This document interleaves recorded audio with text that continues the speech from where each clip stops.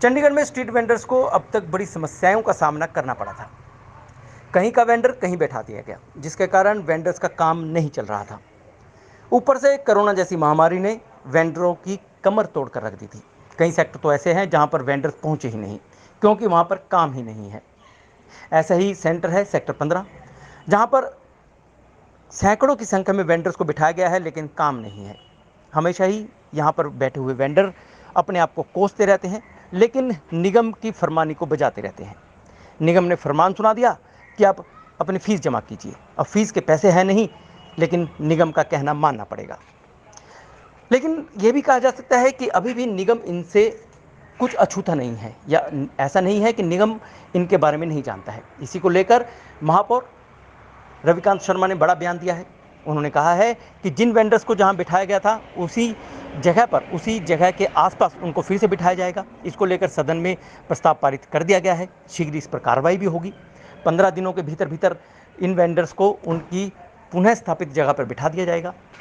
देखिए, वेंडर का इशू जो हमारा चल रहा था, ऑलरेडी हमने एडमिनिस्ट्रेशन के पास, चीफ आर्किटेक्चर के पास भेजा हुआ था कि उनको एक्ट में प्रोविज़न है मिनिमम डिस्प्लेसमेंट, जहाँ पे ऑलरेडी काम कर रहे थे उसके आसपास ही उनको जगह दी जाए। मगर उनको कहीं किसी को उठा के सेक्टर 52 में, किसी को 47 में, किसी को IT पार्क में ऐसे बैठा दिया गया, और वहाँ वेंडिंग करने के लिए उनके पास जगह तो ज़रूर है, मगर वहाँ पर कोई कस्टमर नहीं आता। तो उसको हमने दोबारा पिछले साल सितंबर में भेजा था एडमिनिस्ट्रेशन को। उस पर ऊपर कमिश्नर साहब की, फाइनेंस सेक्रेटरी और चीफ आर्किटेक्चर की जो 3 दिन पहले बैठक हुई है, और उसमें निर्णय लिया, और 15 दिन के अंदर उनका निर्णय करेंगे उनको नियर बाई स्टेशन पे जहाँ पे काम कर रहे थे वहाँ पे, ताकि वो अपना रोजगार कमा सकें। सारे पास से सहमत है?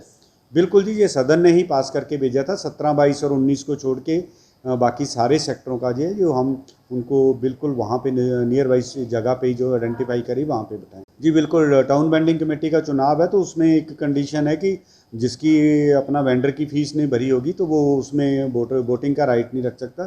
तो इसलिए उनको नोटिस भेजे गए हैं कि जो भरेंगे वही वोट कर पाएंगे।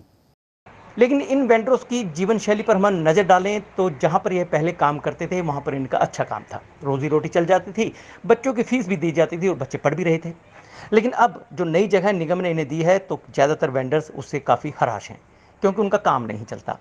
रही सही कसर कोरोना ने निकाल दी, और उससे भी ज़्यादा मार मौसम की पड़ गई। जब भी बारिश होती है तो यहाँ पर कस्टमर होता ही नहीं, ग्राहक आता ही नहीं, तो आखिरकार ये जाएं कहाँ।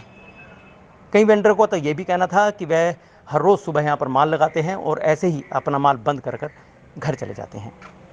या ये कह दें कि कई वेंडर्स तो ऐसा भी कहते हैं कि उनका माल पड़े पड़े खराब हो रहा है। उसके बाद इन वेंडर्स को सताने लगी निगम के फ़ीस की चिंता। वह भी नहीं है, क्योंकि रोज़ी नहीं है, काम नहीं है, तो फ़ीस कहाँ से भरेंगे? बच्चों की स्कूल फ़ीस कहाँ से भरेंगे? उनका लालन पालन कैसे करेंगे? बच्चों की फ़ीस कहाँ से भरेंगे? खर्चा कैसे चलाएंगे? बहुत सी चिंताएं हैं। कई बार निगम से गुहार लगा चुकी हैं, निगम के अधिकारियों से मिल चुके हैं, लेकिन कुछ हुआ नहीं था। आखिरकार मेयर ने संज्ञान लिया। निगम की बैठक में प्रस्ताव पारित हुआ, और अब मेयर की बात माने तो आने वाले 15 से 20 दिनों के भीतर सभी वेंडर्स को उनकी, जहां पर वह पहले बैठ रहे थे, उसी जगह के आसपास उन्हें बिठा दिया जाएगा। कोशिश पूरी है। अब देखते हैं कि वेंडर्स को वह निगम खुश कर पाते हैं या नहीं कर पाते हैं, या निगम वेंडर की उम्मीदों पर खरा उतरता है या नहीं उतरता है।